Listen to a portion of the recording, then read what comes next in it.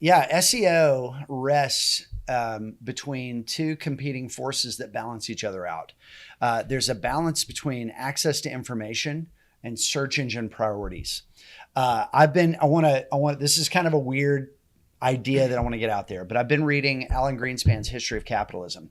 And what Alan Greenspan argues in this book is that the reason capitalism is safe in America is because anytime regulation creeps up, suddenly you have this wave of response of deregulation. And so there's essentially a perfect balance in his book. He's not saying perfect balance like we've got it all figured out, but there's a perfect mechanism at play that balances out, that keeps some regulation happening, but keeps it in check from overwhelming the economic engines of our various industries that make up our GDP. Yeah. So this, kind of thinking about it metaphorically, this is how search engines work. Think about a search engine that just has the places that they've decided are either the ones that are kind of the good guys, or the ones that are their favorite ones, like maybe just the ones who advertise.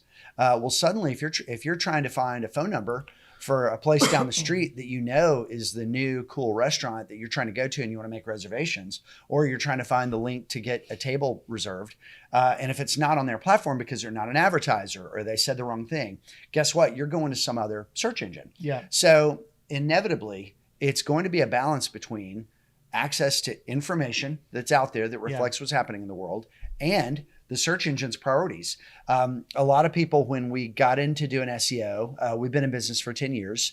And a lot of people early on thought, hey, do we have to advertise also to do better in search engine rankings? Yeah. And we were able with a clear conscience to say no, because we always sensed that we could work in Google with SEO, because it was sort of a walled off garden of, no, these are the organic results. And there have been some studies that would say, yeah, if somebody sees an ad and then they see the organic results, that's 2 impressions. And that organic result's going to perform better. That's a little bit of a different issue. What people are asking about is, does Google game the system to benefit just their advertisers? And the answer is, I don't know. But if an internet ever happened where we just had a ratcheting up and organic became a protected walled system, they would be really vulnerable to competition, because anything anybody's searching for and they can't find it, it's just going to poke a hole in that balloon. So SEO is never going to die.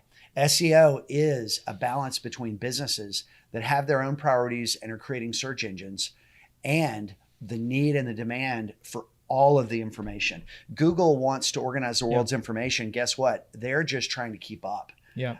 In reality, the market wants to organize the world's information. Yeah. And it starts that by having access to the world's information. Yeah. And that means all the information. You can't have the one bakery down the street excluded and be the search engine. Yeah. And that demand will always be filled. Even in places like China, where they block off huge portions of the internet, people are still accessing that. They're doing VPNs and Tor browsers and all that kind of stuff. Yeah. So even like very powerful government entities that try to kind of manipulate that, the demand still is met. Yeah. And it's the Jurassic Park principle. Life finds a way. Life finds a way. So we might call that the Goldblum rule.